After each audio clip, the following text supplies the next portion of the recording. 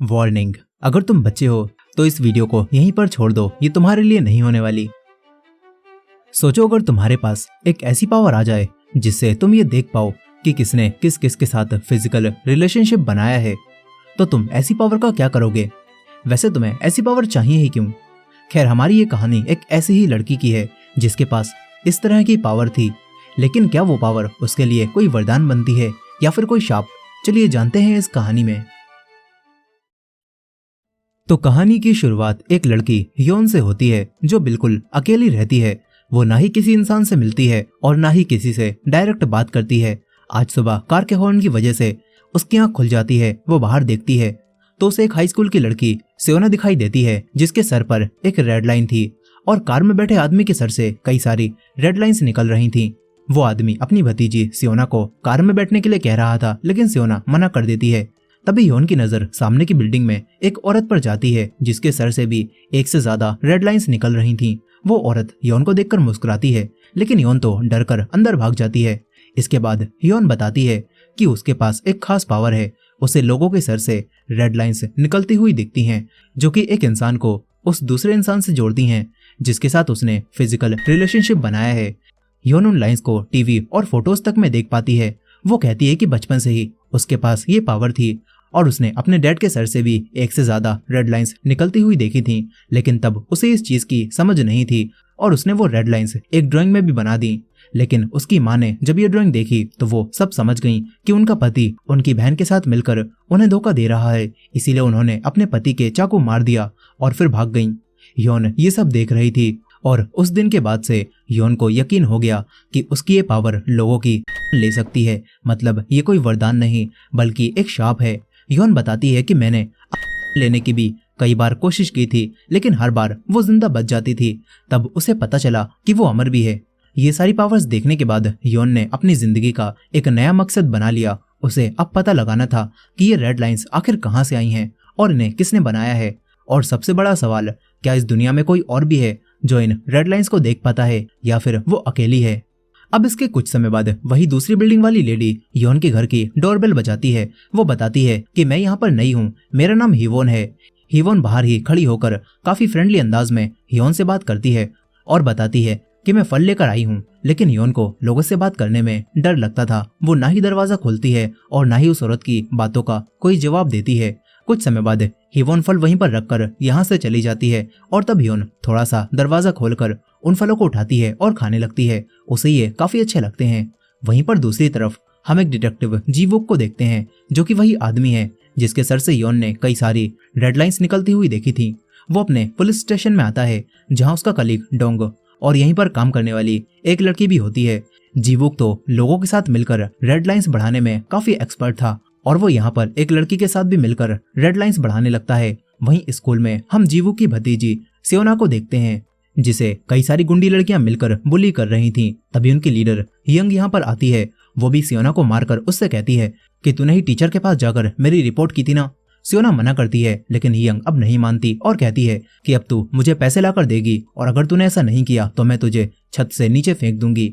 इधर जीवुक के पास अब एक मर्डर केस आता है। एक औरत का उसके घर में ही मर्डर हो गया था, लेकिन अजीब बात तो यह थी कि इस औरत के घर से ना ही तो कोई सामान गायब हुआ था और ना ही औरत का कोई फिजिकल असोल्ट हुआ था। अब तभी एक और डिटेक्टिव यहाँ पर आकर बताती है कि हमें एक विटनेस मिला है जिसका कहना है कि उसने एक डिलीवरी बॉय को मर्डर वाली रात यहाँ पर आते हुए देखा था।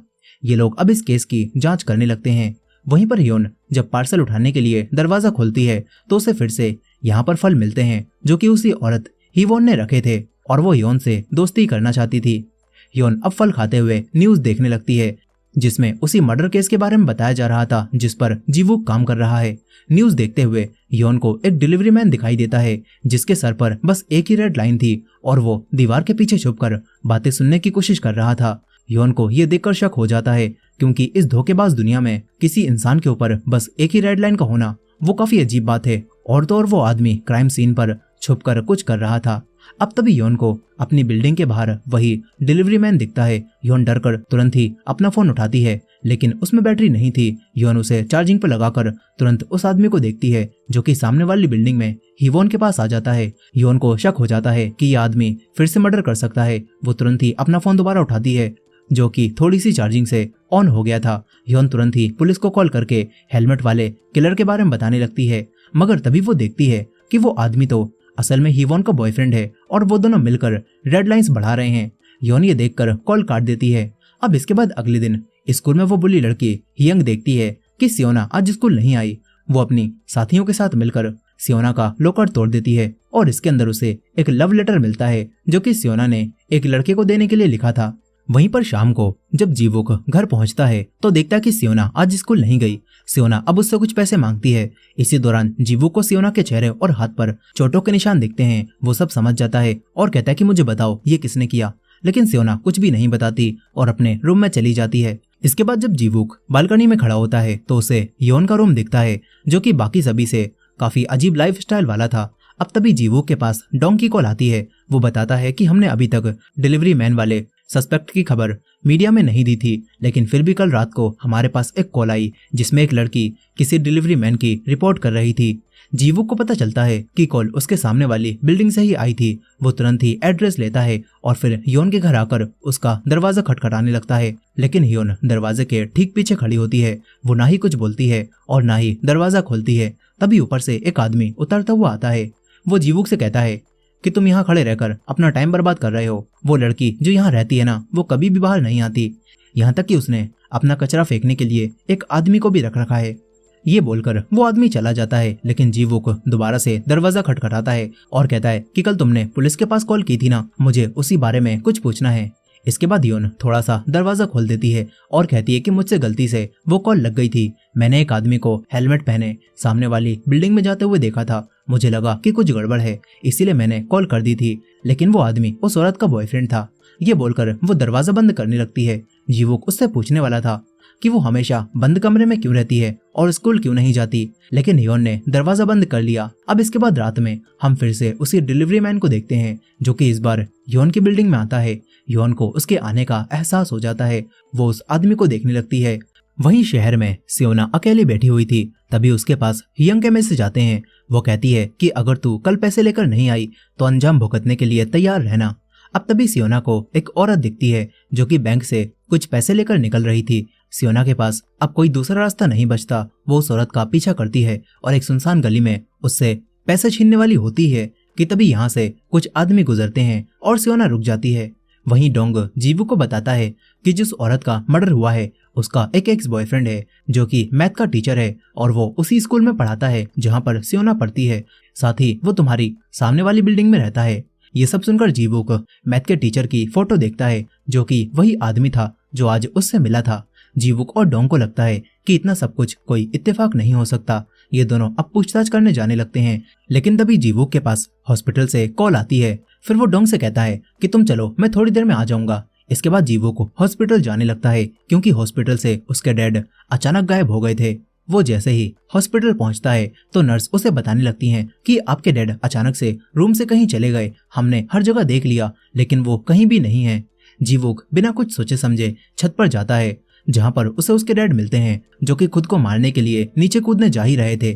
जीवुक ये देखकर परेशान हो जाता है। साथ ही उसके डायरेक्ट छत पर आने से हमें ये पता चलता है कि उसके डैड पहले भी कई बार सुसाइड करने की कोशिश कर चुके हैं और इसके पीछे जो वजह है वो जानकर आपके होश उड़ जाएंगे।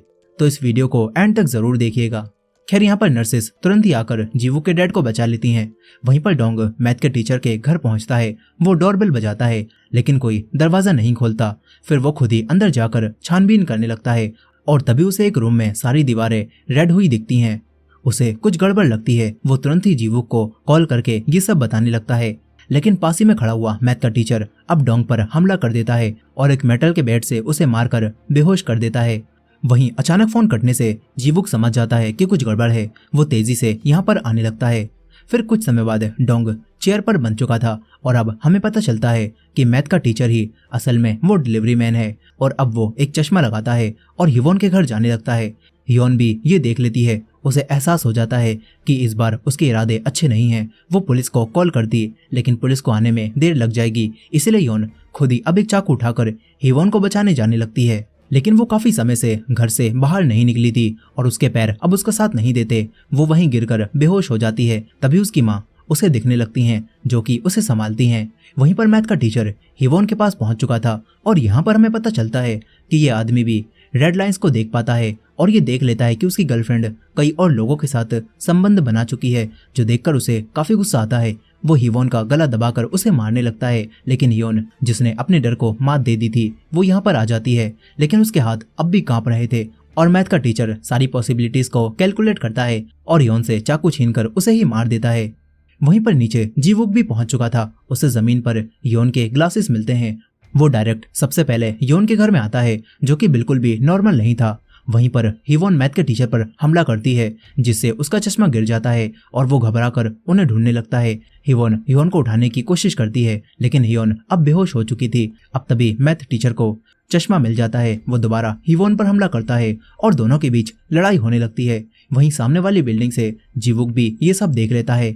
यहीं पर हिवॉन होश में आती है। वो चाकू उठाकर आगे बढ़ने लगती है। इधर हिवॉन को खून में सना हुआ देखकर जीवुक भी अपनी गन निकाल लेता है और तभी हिवॉन मैथ के टीचर के पैर में चाकू मारती है और जैसे ही वो आदमी हिवॉन को मारने के लिए आगे बढ़ता है तभी जीवुक दूर से उसकी गोली मार देता है और इस तरह हिवॉन और हिवॉन की जान बच जाती है।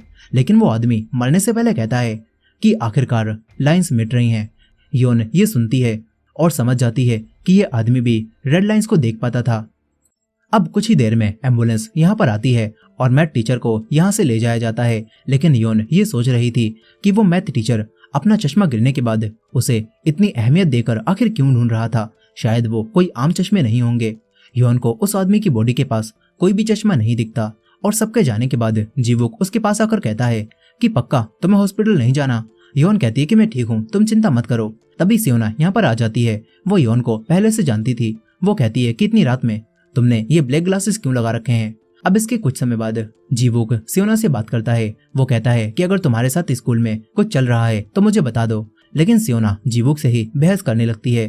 तभी वो जाने लगता है। सियोना कहती है कि वैसे हिवॉन आज बाहर क्या कर रही थी।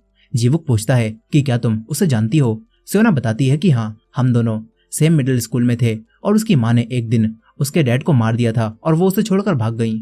वहीं पर हिवॉन आज सुबह घर से बाहर बैठी हुई थी। हिवॉन ने उसकी जान बचाने के लिए उससे कहा था कि मैं तुम्हारी शुक्रगुजार हूँ और पहली बार हिवॉन को एहसास हुआ था कि उसकी ये पावर लोगों की जान लेने की बजाय उनकी जान बचा भी सकती है।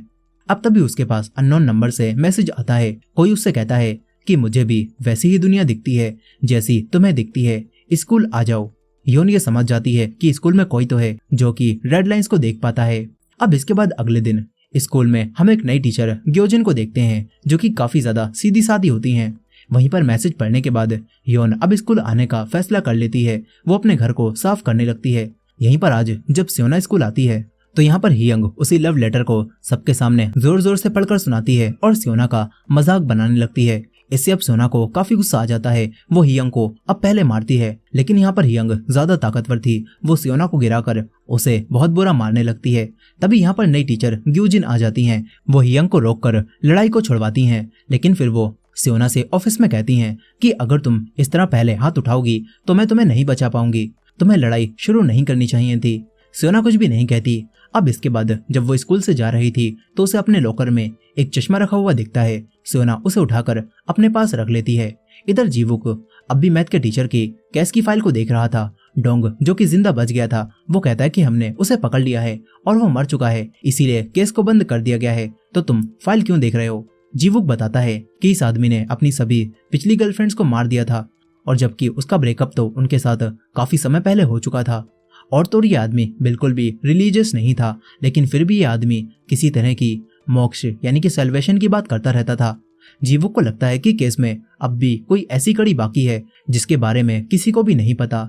जीवुक अब मैथ के टीचर के घर आकर उसी रूम को देखने लगता है जिसकी दीवारें पूरी रेड थी और जीवुक देखता है कि इन दीवारों पर रेड पेंट नहीं किया गया, बल्कि इन दीवारों पर रेड लाइंस बनाई गई हैं जिनसे ये दीवारें रेड दिख रही हैं। ये बात जीवुक को काफी अजीब लगती है कि आखिर उस आदमी ने इन लाइंस को यहाँ पर क्यों बनाया।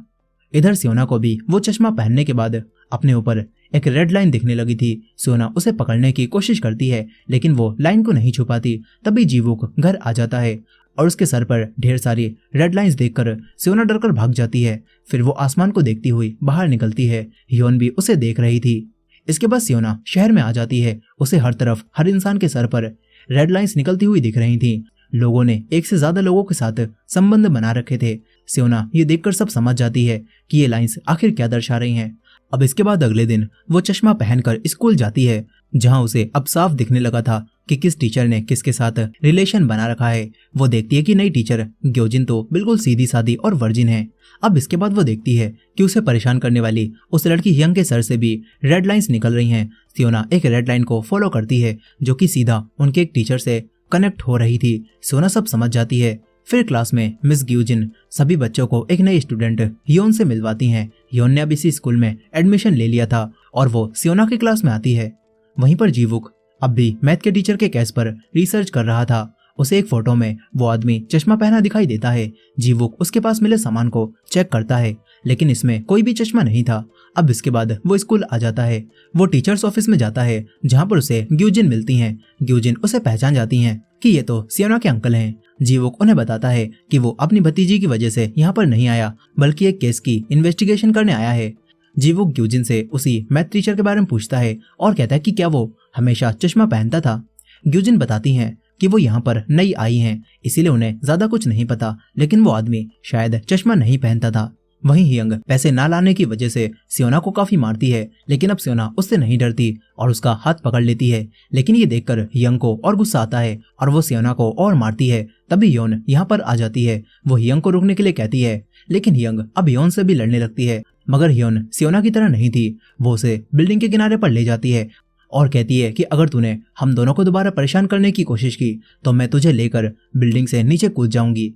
योन सच में ऐसा कर सकती थी और ये देखकर हियंग डर जाती है और यहाँ से चली जाती है।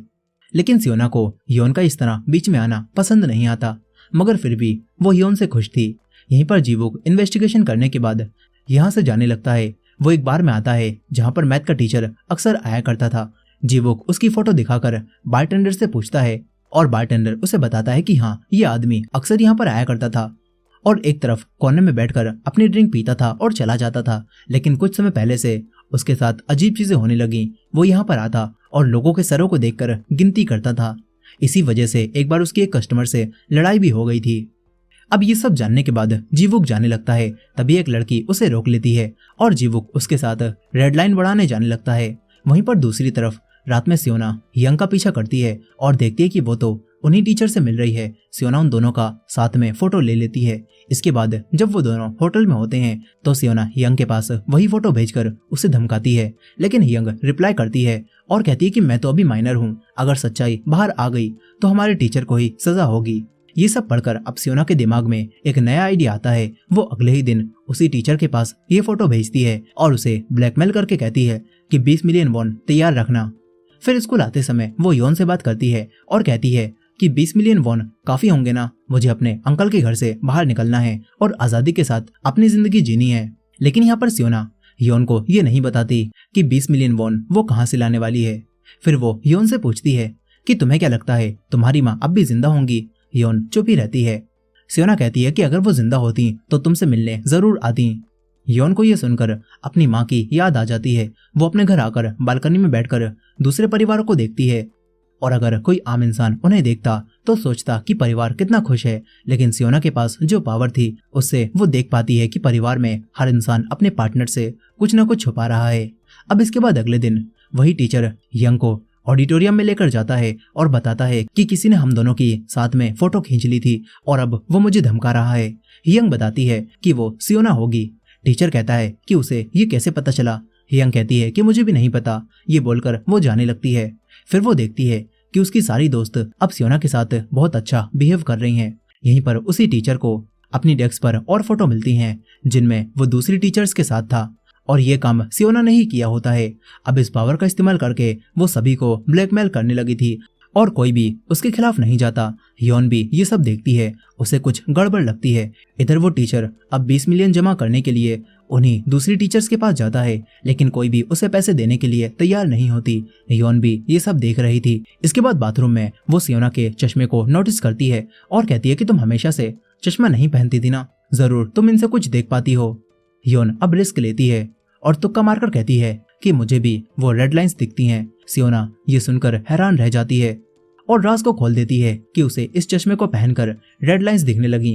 ह्योन कहती है कि ये पावर काफी खतरनाक है, मुझे ये चश्मा दे दो, लेकिन सियोना चश्मा देने से मना कर देती है और यहाँ से चली जाती है। अब इसके बाद घर जाते समय भी ह्योन उसके पीछे ही होती है। सियोना कहती है कि तुम ये जानना चाहती हो ना कि मेरी रेड लाइन किससे कनेक्ट है। ह्योन कहती है कि मुझे नहीं जानना। तभी सियोना पूछती है कि वैसे इन रेड लाइन से पीछा कैसे छुड़ा सकते हैं।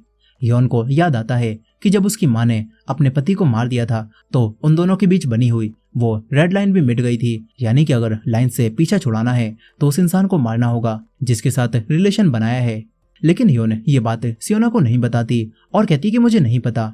इधर वो टीचर अब भी काफी परेशान था, उसने अब तक पैसों का इंतजाम नहीं किया था। वहीं पर रात में सियोना एक लड़के के साथ होती है। तभी टीचर उसके पास मैसेज करता है और कहता है कि पैसे चाहिए तो आधी रात में स्कूल की छत पर आ जाना।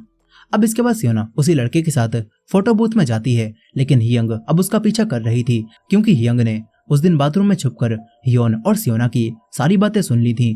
और अब हियंग जब सियोना का बैक साइड में रखा देखती है तो वो चश्मा निकाल लेती है। सियोना को जैसे ही ये बात पता चलती है वो हर जगह अपना चश्मा ढूंढने लगती है। इधर हियंग चश्मा पहनकर एक ऐसी दुनिया को देखती है जहाँ पर हर इंसान अपने पार्टनर को चीट कर रहा होता है। वो इस पावर के मिलने से खुश हो ही रही थी कि तभी अचानक कोई उसे पकड़ लेता है। वहीं पर सियोना ह्योन के पास कॉल करके कहती है कि तुमने ही मेरा चश्मा चुराया है ना। ह्योन मना करती है। तभी सियोना देखती है कि 12 बजने वाले हैं। वो कहती है कि चलो छोड़ो, मुझे अभी स्कूल जाना है, मैं तुमसे बाद में निपट लूंगी। ह्योन को काफी हैरानी होती है कि आधी रात में सियोना स्कूल क्यों जा रही है। यहीं पर सियोना स्कूल की छत पर आ जाती है जहाँ पर वो टीचर पहले ही आ चुका था। सियोना उससे पैसे मांगती है लेकिन वो सियोना के आगे गिड़गिड़ाने लगता है और कहता है कि मेरे बीवी बच्चे हैं, मैं तुम्हें पैसे नहीं दे सकता और तुम्हें ऐसा नहीं करना चाहिए, ये सब गलत होता है। लेकिन सियोना कहती है कि जब वो लड़कियां मुझे बुली करती थीं तब तुम सारे टीचर कुछ भी नहीं करते थे, तो वो सही था क्या।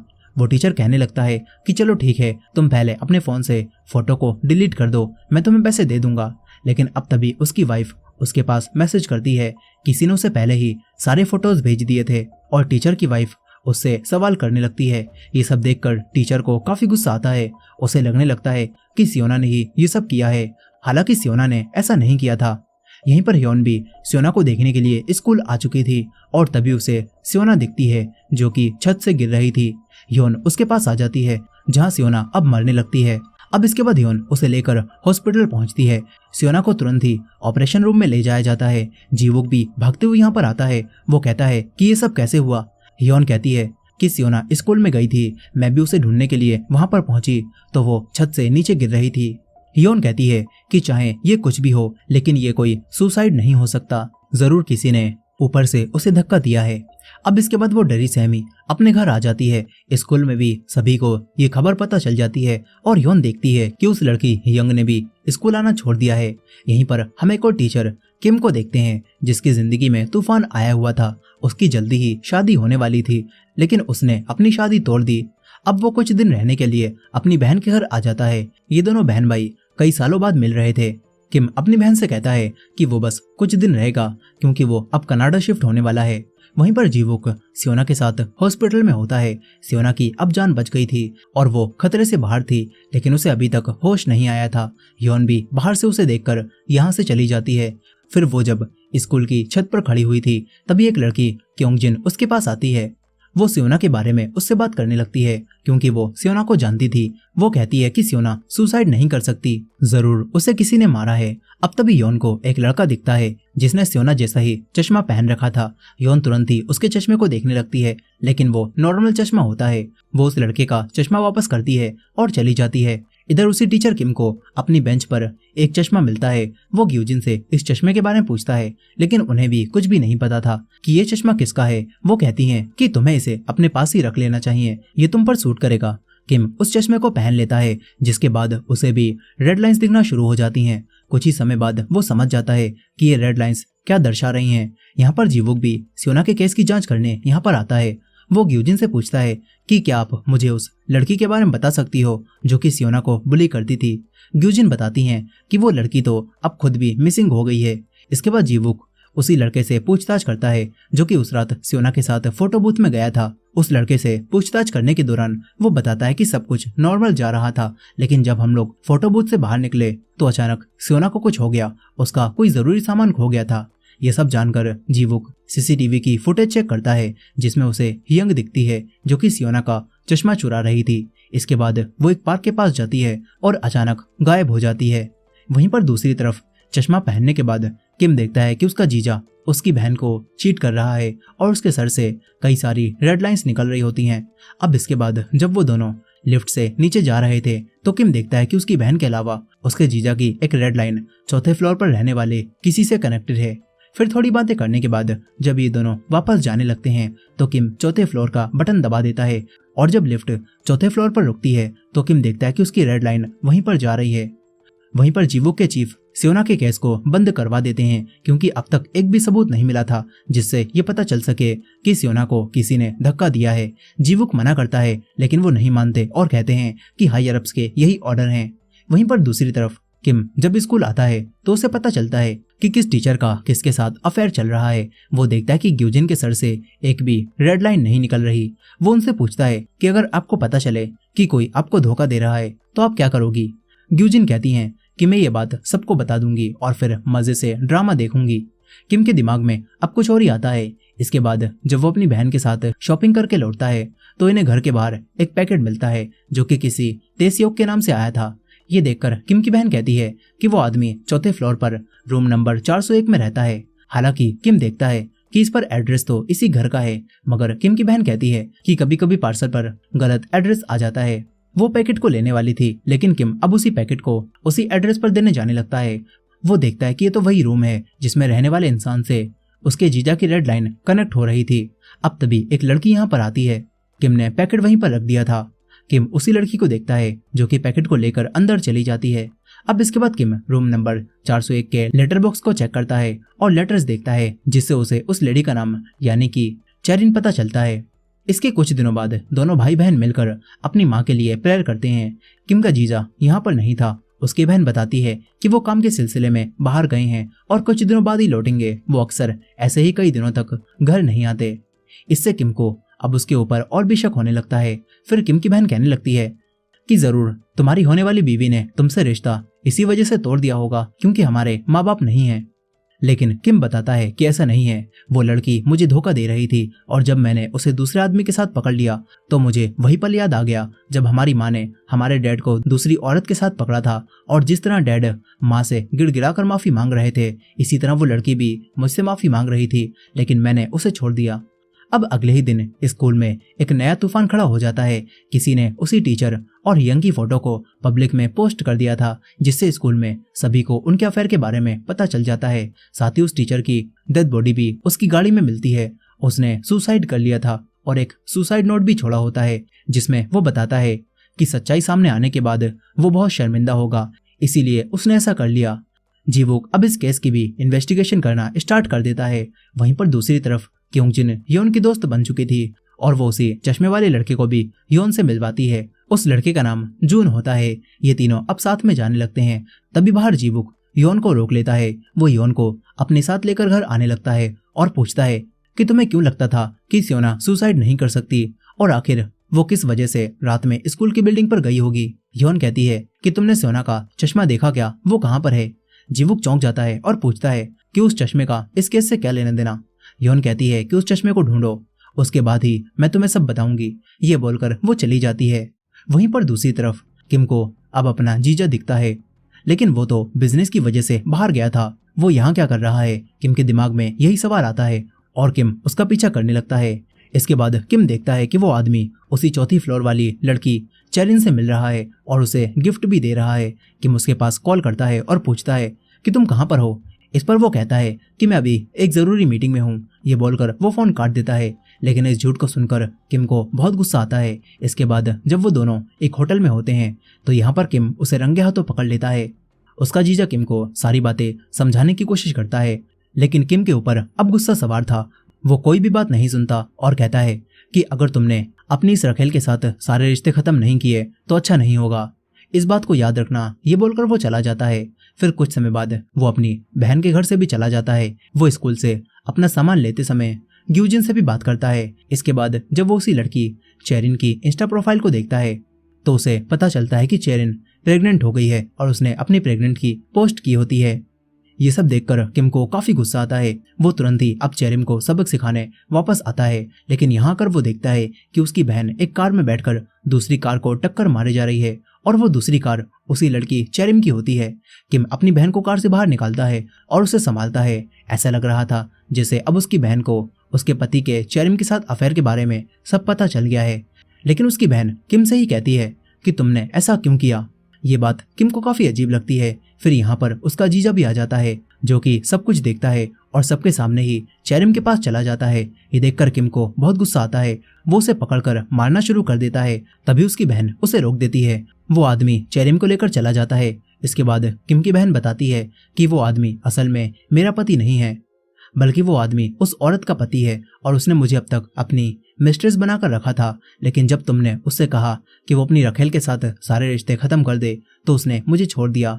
और ये सच्चाई जानकर किम के होश उड़ जाते हैं। उसे समझ नहीं आता कि वो क्या करे। कुछ ही समय में उसकी बहन की बेटी भी यहाँ पर आ जाती है। किम उसे संभालता है। वहीं पर जीवुक उसी टीचर के सुसाइड नोट को देख रहा था और तभी उसे कुछ समझ आता है। वो घर आकर सियोना का सुसाइड नोट ढूंढने लगता है, क्योंकि अगर सियोना ने सुसाइड किया है तो उसने भी नोट छोड़ा होगा। लेकिन जीवुक को यहाँ पर कोई भी नोट नहीं मिलता। वहीं पर हम योन को देखते हैं जो कि अब एक होटल के पास जाकर उसकी फोटो लेती है, क्योंकि योन अब यहाँ पर काम करने वाली थी। और जैसे योन फोटो लेकर जाती है तो तभी कोई उस पोस्टर को हटा देता है। इधर जीवुक अब दोबारा योन से बात करता है और उसके पास अब सियोना की डायरी भी थी जिसमें सियोना ने रेड लाइंस देखते हुए चश्मे की ड्राइंग और रेड लाइंस बनाई होती हैं। जीवुक वो सब योन को दिखाता है और पूछता है कि वो चश्मा आखिर क्या चीज है। इस पर अब योन जीवुक को सब बताने लगती है कि उस चश्मे को पहनने के बाद हमें एक रेड लाइन दिखती है। योन अब जीवुक को रेड लाइंस के बारे में सब बता देती है और कहती है कि ये लाइंस मैं बचपन से देख सकती हूँ। ये उन लोगों को एक दूसरे से जोड़ती हैं जो आपस में रिलेशनशिप बना चुके हैं। और सियोना भी उस चश्मे से ये देखने लगी थी। जीवुक को ये बात बहुत अजीब लगती है, लेकिन सियोना का केस सुलझाना था इसीलिए वो इन बातों पर विश्वास कर लेता है। वो योन से पूछता है कि क्या वैसे चश्मे एक से ज्यादा हो सकते हैं, क्योंकि इस तरह के केसेस आजकल बहुत बढ़ गए हैं। योन को इस बारे में कुछ भी नहीं पता था कि वो चश्मा कहाँ से आया और क्या ऐसे और भी चश्मे हैं। अब इसके बाद योन स्कूल में एक डरावना सपना देखती है। इसके बाद वो अपने नए दोस्तों क्योंगजिन और जून से मिलती है। क्योंगजिन बाहर घूमने चलने के लिए कहने लगती है, लेकिन योन मना कर देती है और बताती है कि उसने एक होटल में जॉब लगा ली है, उसे काम पर जाना है। यहीं पर स्कूल में हम एक और टीचर को देखते हैं जिनका नाम मीसंग होता है। मीसंग के पास भी वही खास चश्मा होता है जिससे वो सबकी रेड लाइंस देख पाती हैं। आज डीन से काम की वजह से डांट खाने के बाद मीसंग गुस्से में स्टेपलर के पिन निकालने लगती है। इसके बाद लंच टाइम में जब सभी टीचर्स बातें कर रही थी तो वो मीसंग से पूछती हैं कि तुम क्या बनना चाहती थी। मीसंग बताती है कि मुझे एक एक्ट्रेस बनना था। अब तभी एक म्यूजिक टीचर वहां पर आ जाता है। मीसंग उसे ही देखने लगती है। साफ दिख रहा था कि मीसंग को म्यूजिक टीचर पर क्रश हो गया है। अब कुछ समय बाद हम शहर में एक लड़की को देखते हैं जो कि असल में मीसंग ही होती है, लेकिन शहर में उसने अपना भेष बदल लिया होता है। इस तरह वो स्कूल में एक अलग जिंदगी जीती है और शहर में एक अलग जिंदगी जीती है। वो उसी होटल में आ जाती है जहां पर योन ने काम करना शुरू किया है। वहीं पर दूसरी तरफ पुलिस स्टेशन में जीवुक अब भी डोंग के साथ मिलकर पता लगाने की कोशिश कर रहा था कि सियोना को छत से धक्का आखिर किसने दिया होगा। इन्हें लगता है कि ये काम वही टीचर कर सकता है, क्योंकि मरने से पहले उसकी भी लास्ट लोकेशन स्कूल में ही थी और सियोना को धक्का देने के बाद उसने खुद को मार लिया होगा। लेकिन इनकी ये थ्योरी बेकार हो जाती है, क्योंकि जीवू कहता है कि टीचर की फैमिली के हिसाब से उसे खुद भी ऊंचाई से डर लगता था। इसके बाद जीवुक अपने साथी डोंग को भी उसी चश्मे के बारे में बताता है और कहता है कि उस चश्मे को पहनने के बाद सियोना अलग बिहेव करने लगी थी। लेकिन डोंग ऐसे खास चश्मे वाली बात को हंसी में उड़ा देता है। तभी इनके चीफ यहाँ पर आ जाते हैं और दोनों तुरंत ही बोर्ड को पलट देते हैं, क्योंकि जीवुक अब छुपकर इस केस की इन्वेस्टिगेशन कर रहा था। वहीं पर होटल में क्योंगजिन और जुन योन से मिलने आ जाते हैं। तीनों एक छोटी जगह में बैठते हैं और क्योंगजिन ने जानबूझकर योन को जुन के बराबर में बैठाया होता है, क्योंकि जुन योन को पसंद करता था और क्योंगजिन इन दोनों को मिलवाना चाहती थी। यहीं पर मीसंग अब भेष बदलकर आज फिर से होटल में आ जाती हैं। योन उन्हें पहचान नहीं पाती। मीसंग रूम नंबर 206 की चाबियां लेती हैं और रूम में जाने लगती हैं। क्योंगजिन उसे देखकर कहती है कि शायद मैंने इसे पहले कहीं पर देखा है। यहीं पर मीसंग एक रूम में आकर खुद से ही बातें करने लगती है। वो कहती है कि मैं पहले कई आदमियों के साथ सो चुकी हूँ, लेकिन जब से तुम मेरी जिंदगी में आए हो सब कुछ बदल गया है। असल में मीसंग अपनी एक्टिंग की प्रैक्टिस कर रही थी। अब कुछ समय बाद योन, क्योंगजिन और जुन तीनों छत पर आराम कर रहे थे। तभी मीसंग इन्हें जाती हुई दिखती है। क्योंगजिन अब उसे पहचान जाती है कि ये तो हमारी वही चश्मिश टीचर मीसंग है। वो जून को भी ये बात बताती है। यहीं पर मीसंग अपने घर आकर अपने असली रूप में आ जाती है। वो चश्मा पहनती है और बाहर झांकने लगती है। दूसरी तरफ जीवुक अब योन की मॉम के केस की फाइल को देखता है, जिससे उसे पता चलता है कि योन की मॉम को जब ये बात पता चली थी कि उनके पति ने उनकी बहन के साथ रिलेशनशिप बना रखा है, तो उन्होंने अपने पति को जान से मार दिया था। केस की फाइल में ये भी लिखा होता है कि छोटी सी योन ने शायद उन दोनों को एक साथ देख लिया होगा और एक ड्राइंग में रेड लाइन के जरिए उन दोनों को कनेक्ट कर दिया, जिससे उसकी माँ को सब पता चल गया। जीवुक को याद आता है कि उसने योन के घर में काफी अजीब चीजें मैप पर देखी थी। इससे अब जीवुक को पूरा यकीन हो जाता है कि ऐसा चश्मा और पावर सच में एग्जिस्ट करती है। फिर हॉस्पिटल में जीवुक योन से पूछता है कि क्या सियोना के सर पर भी कोई रेड लाइन मौजूद है। योन बताती है कि हाँ, उसके सर पर भी एक लाइन मौजूद है, लेकिन वो किससे जुड़ी है मैंने ये नहीं देखा। जीवुक कहता है कि क्या वो लाइन स्कूल में उसी लड़के से जुड़ी है जिसे सियोना पसंद करती थी, लेकिन योन मना कर देती है और कहती है कि स्कूल में वो किसी से भी नहीं जुड़ी।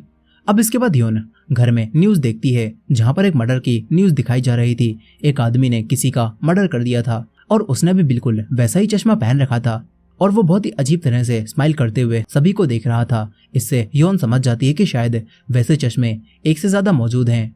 फिर स्कूल में मीसंग को एक रूम से म्यूजिक की आवाज आती है। मीसंग वहां पर जाती है तो म्यूजिक टीचर आराम से बैठकर म्यूजिक सुन रहा था। दोनों अब साथ में म्यूजिक सुनते हुए बातें करने लगते हैं। म्यूजिक टीचर थोड़ी सी बात करने के बाद ये समझ जाता है कि मीसंग को एक एक्ट्रेस बनना था। तभी मीसंग अपने चश्मे से दोनों को देखती है।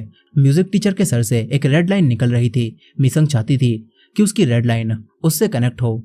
यहीं पर स्कूल में छुट्टी के समय अब जून योन के पास आता है। वो बताता है कि क्योंगजिन को कुछ काम था, इसीलिए वो पहले ही चली गई। फिर ये दोनों साथ में जाने लगते हैं। जून पूछता है कि अगर तुम फ्री हो तो कहीं पर चलें क्या। वो योन को अब स्कूल के स्विमिंग पूल में लेकर आता है, क्योंकि अब तक वो समझ चुका था कि योन को शांत जगहें पसंद हैं। योन भी यहाँ आकर काफी खुश होती है और डायरेक्ट पूल में कूद जाती है। वो पानी के अंदर ही रहती है और शांति को महसूस करती है। तभी जून को लगता है कि वो डूब रही है। जून भी उसे बचाने के लिए पानी में कूद जाता है और दोनों हंसने लगते हैं। इसके बाद जून योन को अपना स्वेटर देता है और दोनों साथ में नूडल्स खाने लगते हैं।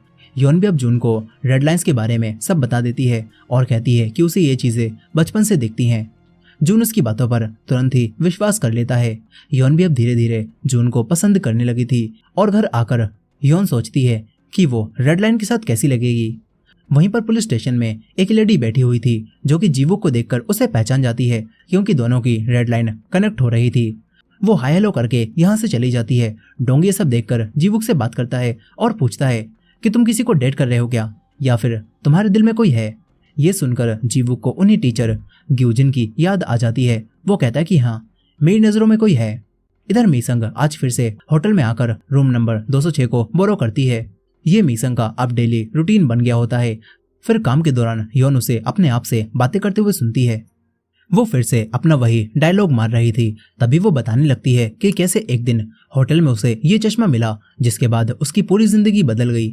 अब तभी बराबर वाले रूम में रूम नंबर 205 में कोई आता है। इस रूम में एक हॉल था, जिससे मीसंग उस रूम में झांकती है और वो देखती है कि ये तो वही म्यूजिक टीचर है। फिर कुछ समय बाद उसी रूम में एक लेडी आती है और दोनों की लाइन जुड़ी हुई थी, जिससे मीसंग समझ जाती है कि दोनों पार्टनर्स हैं और वो दोनों अपना प्राइवेट समय बिताते हैं। और ये सब देखकर मीसंग का दिल ही टूट जाता है। उस औरत के जाने के बाद मीसंग तुरंत ही इस होटल में अपने स्टे को एक दिन और बढ़ाती है और इस बार उसने अपनी विग भी उतार दी थी।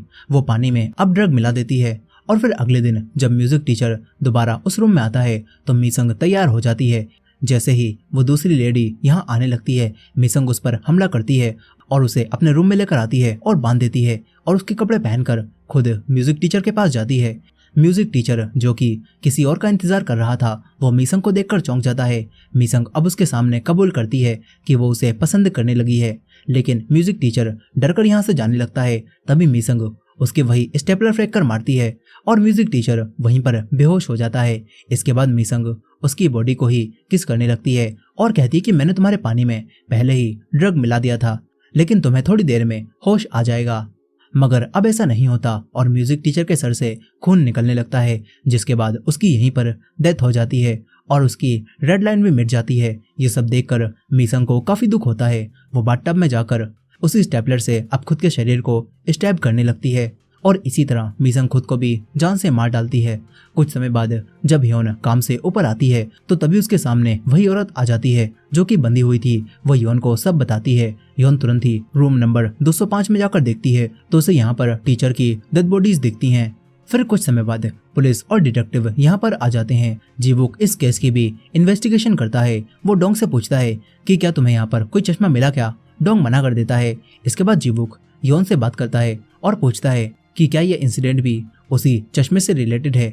ह्योन कहती है कि मीसंग स्कूल में हमेशा चश्मा पहनती थी, लेकिन जब वो यहाँ पर आती थी तो उसका हुलिया पूरा बदला हुआ होता था। वो बिल्कुल अलग इंसान होती थी, लेकिन कल उन्होंने भी चश्मा लगा रखा था। ह्योन कहती है कि वो चश्मे काफी खतरनाक हैं। उन्हें पहनकर इंसान सोचता है कि वो खास है, लेकिन एंड में अंजाम बुरा ही होता है।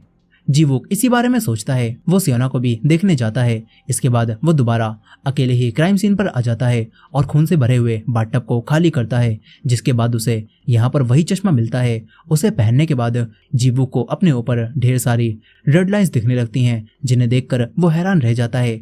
तभी पास्ट का सीन दिखाया जाता है और अपने भाई और भाभी के इस दुनिया से जाने के बाद जीवुक ही बचपन से सियोना का ख्याल रखने लगा था, लेकिन वो सियोना पर ज्यादा ध्यान नहीं दे पाता था, जिससे सियोना जीवुक से ठीक से बात भी नहीं करती थी और उसकी लाइफ में क्या चल रहा है इसके बारे में जीवुक को कोई खबर भी नहीं थी। मगर अब चश्मा पहनने के बाद उसे सियोना के सर पर एक रेड लाइन दिखती है और खुद के सर पर कई सारी रेड लाइन दिखती हैं।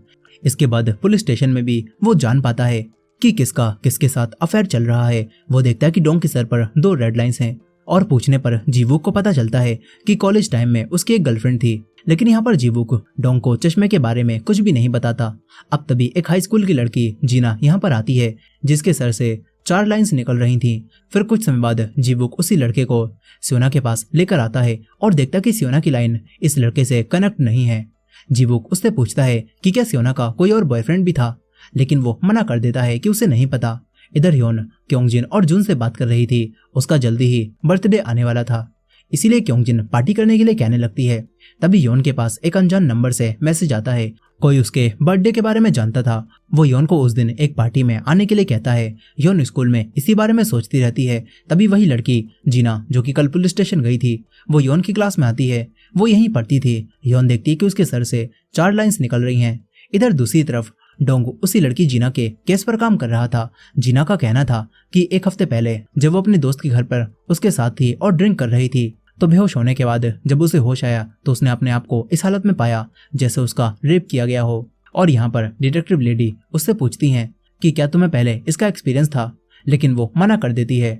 रिकॉर्डेड वीडियो को देखकर जीवुक कहता है कि ये लड़की झूठ क्यों बोल रही है, क्योंकि इसके सर से 4 लाइंस निकल रही थी।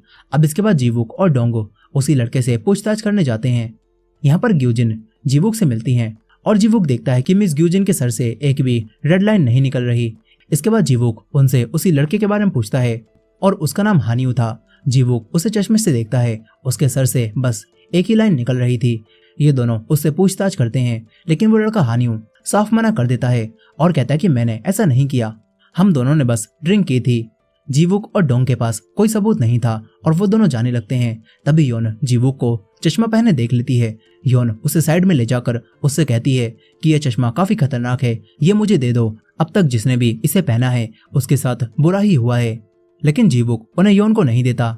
ह्योन उसे समझाने लगती है और तभी ग्यूजिन इन दोनों के पास आ जाती हैं। ह्योन यहाँ से चली जाती है।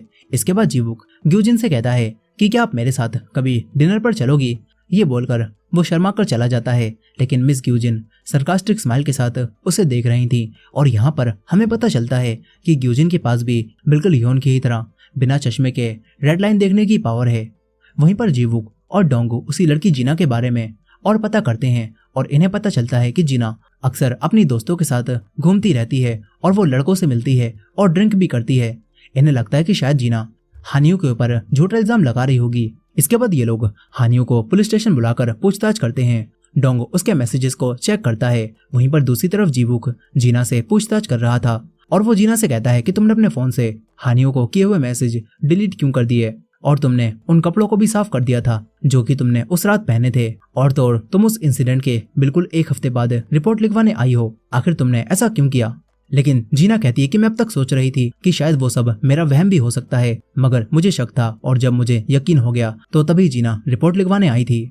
अब तभी जीवुक के पास डोंग के मैसेजेस आते हैं। वो कहता है कि मुझे हानियों से ज्यादा कुछ पता नहीं चल पाया है और मैं उसे अब घर भेज रहा हूँ। फिर हानियों जब जाने लगता है तो जीवुक देखता है कि हानियों की लाइन जीना से कनेक्ट नहीं है।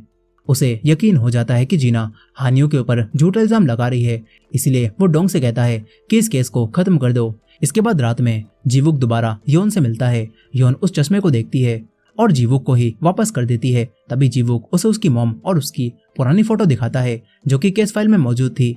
योन अपनी माँ की शक्ल भी भूल गई थी, लेकिन फोटो देखकर उसे उनकी याद आ जाती है। यहीं पर जीवुक उसे बताता है कि इन चश्मों की मदद से हम लोगों की मदद भी कर सकते हैं। योन पूछती है कि तुमने इनसे किसकी मदद की? इस पर जीवुक उसे जीना के बारे में सब कुछ बताता है कि कैसे वो एक लड़के पर झूठा इल्जाम लगाने की कोशिश कर रही थी। तभी योन को याद आता है कि ऐसा नहीं हो सकता, क्योंकि 1 हफ्ते पहले तक उसके सर पर एक भी लाइन नहीं थी और अचानक उसके सर पर 4 लाइंस आ गईं।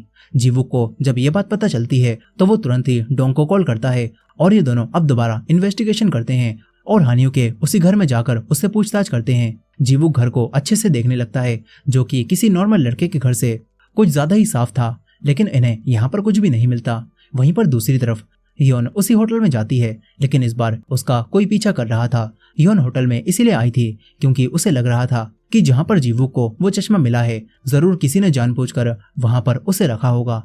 योन ये चेक कर ही रही थी कि तभी जून यहाँ पर आ जाता है। वो कहता है कि मैंने तुम्हें इतनी रात गए यहाँ पर आते हुए देखा और इसीलिए मैं तुम्हारे पीछे आ गया। योन उससे झूठ बोलती है कि वो यहाँ पर कुछ भूल गई थी जिसे लेने वो वापस आई थी। यहीं पर ये दोनों अब काफी ज्यादा करीब आ जाते हैं और एक दूसरे को किस करते हैं। वहीं दूसरी तरफ जीवुक को हानियों पर शक हो चुका था और जब वो दोनों क्लोथिंग डोनेशन बिन को चेक करते हैं तो इन्हें यहाँ पर हानियों की बेडशीट मिलती है जो कि बिल्कुल ठीक थी। ये लोग उसकी जांच के लिए उसे फॉरेंसिक डिपार्टमेंट भेजते हैं और डोंग कहता है कि तुम्हें बेडशीट ढूंढने का आइडिया आखिर कैसे आया? जीवुक कहता है कि उसकी बेडशीट का कलर उसके इंटीरियर से मैच नहीं कर रहा था और वो बिल्कुल नई थी, इसीलिए मुझे कुछ गड़बड़ लगी।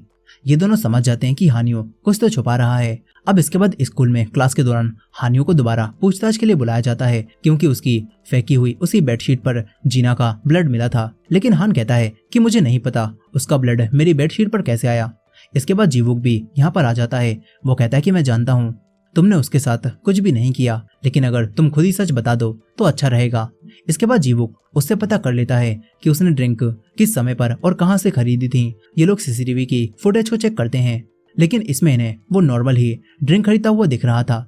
अब तभी जीवुक 4 लड़कों को नोटिस करता है जो कि सेम टाइम पर उसी बिल्डिंग में गए थे और जब वो लोग वापस आते हैं तो उनके सर पर एक एक लाइन बढ़ चुकी थी। जीवुक ये देखकर सब समझ जाता है। वहीं स्कूल में योन भी ये देख लेती है कि जीना की रेड लाइंस स्कूल में 4 लड़कों से कनेक्ट हैं। वो तुरंत ही ये बताने के लिए जीवुक को कॉल करती है, लेकिन जीवुक पहले ही यहाँ पर आ चुका था। इसके बाद उन्हीं 4 लड़कों को पकड़कर उनसे पूछताछ की जाने लगती है। जीवुक एक लड़के को देखता है जो कि सबसे ज्यादा डरा हुआ था।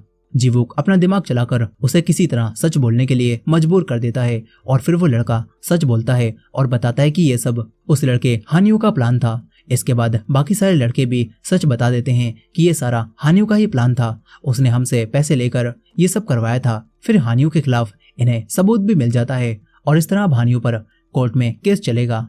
योन को भी ये सब पता चलता है। योन भी अब अपने सर पर एक रेड लाइन लाने के बारे में सोच रही थी। अब तभी जीवुक के पास हॉस्पिटल से कॉल आती है। वो योन से कहता है कि यहाँ से तुम अकेले ही चले जाओ, मुझे जल्दी में वहां जाना होगा।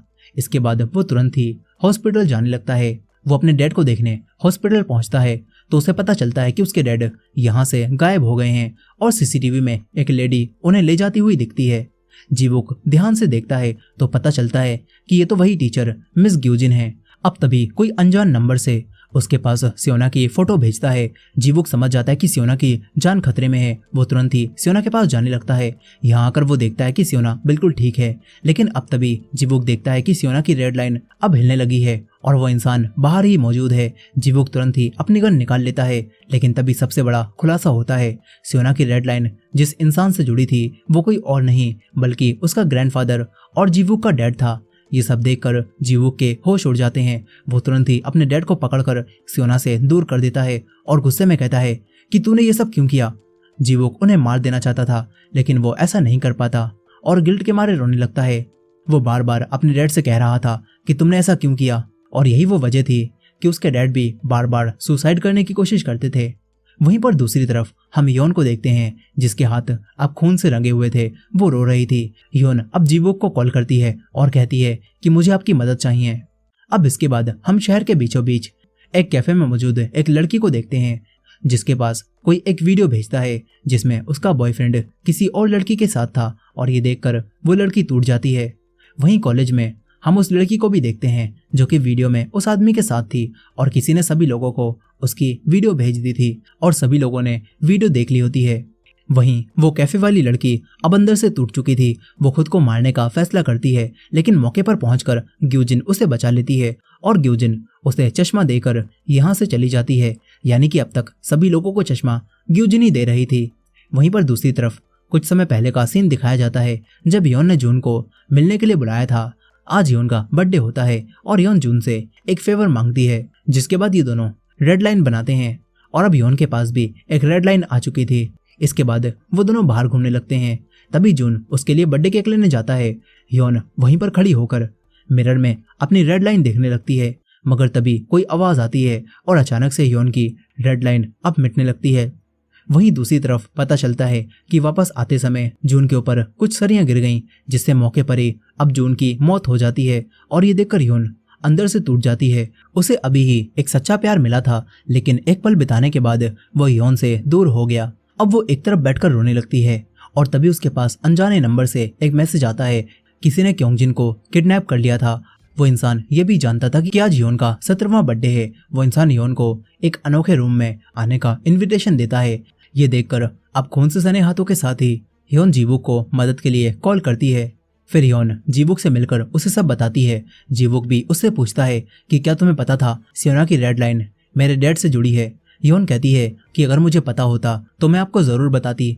जीवुक को अब भी काफी गुस्सा आ रहा था।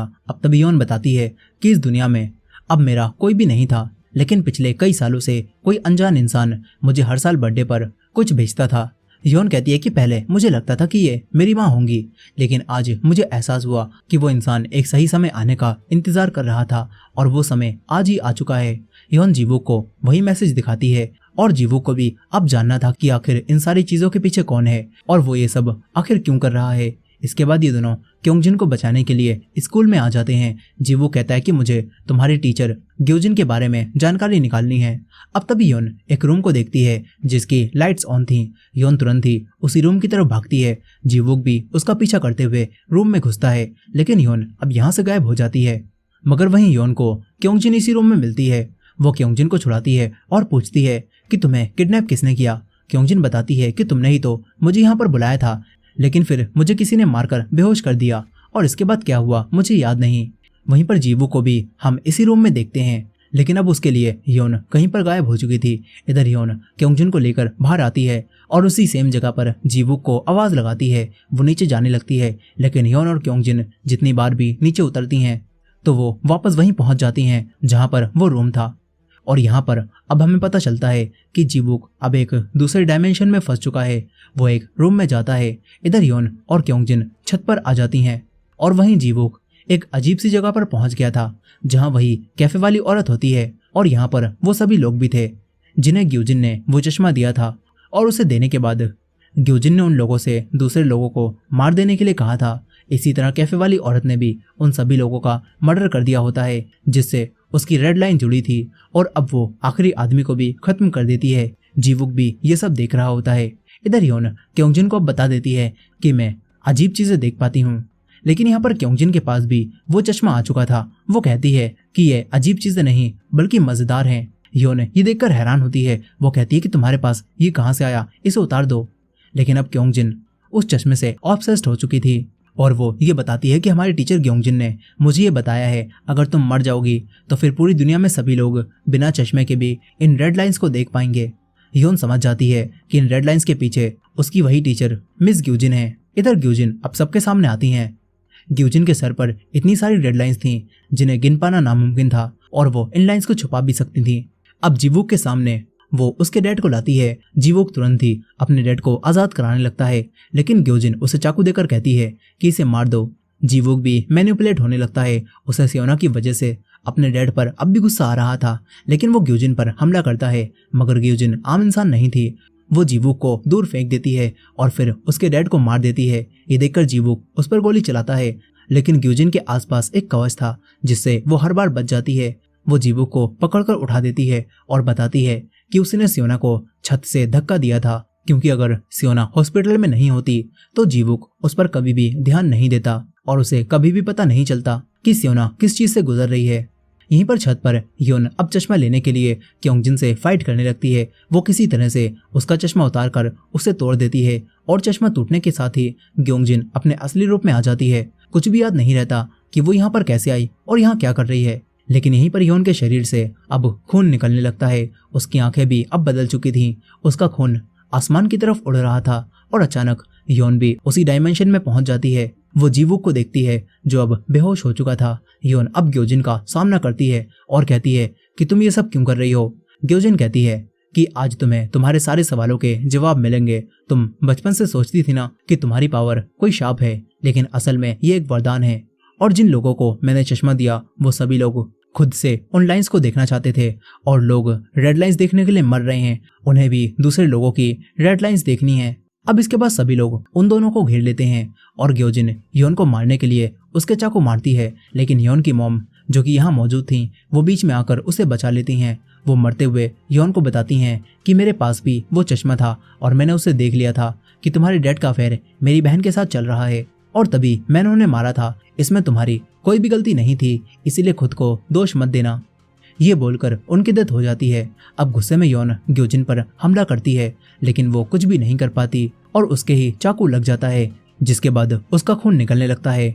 ग्योजिन उसे आसमान में उड़ाती है और उसका काफी सारा खून निकालती है। योन का सारा खून आसमान में इकट्ठा हो रहा था और उसके खून से एक बहुत बड़ी रेड बॉल बनती है जो कि असली दुनिया के ठीक ऊपर थी। इसके बाद योन जमीन पर गिर जाती है। फिर ग्योजिन अपनी पावर से उस रेड बॉल को रेड लाइंस में बदलती है और असली दुनिया में सभी के पास रेड लाइन भेज देती है। तभी योन दोबारा उठ जाती है क्योंकि वो अमर थी। योन ग्योजिन को मार देती है, लेकिन मरते मरते ग्योजिन कहती है कि हम दोनों को जिस मकसद से इस दुनिया में भेजा गया था वो अब पूरा हो चुका है। इसके बाद ग्योजिन मर जाती है और सभी लोग जो यहाँ पर मौजूद थे वो अब डरकर इधर उधर भागने लगते हैं और गायब हो जाते हैं। जीवुक भी दोबारा जाग जाता है। उसका चश्मा गिरता है और वो उसकी तरफ ही बढ़ने लगता है। इसके बाद योन वापस असली दुनिया में पहुंच जाती है। वो अब ठीक हो चुकी थी। ग्योजिन उसके पास आती है और उसे लेकर जाने लगती है।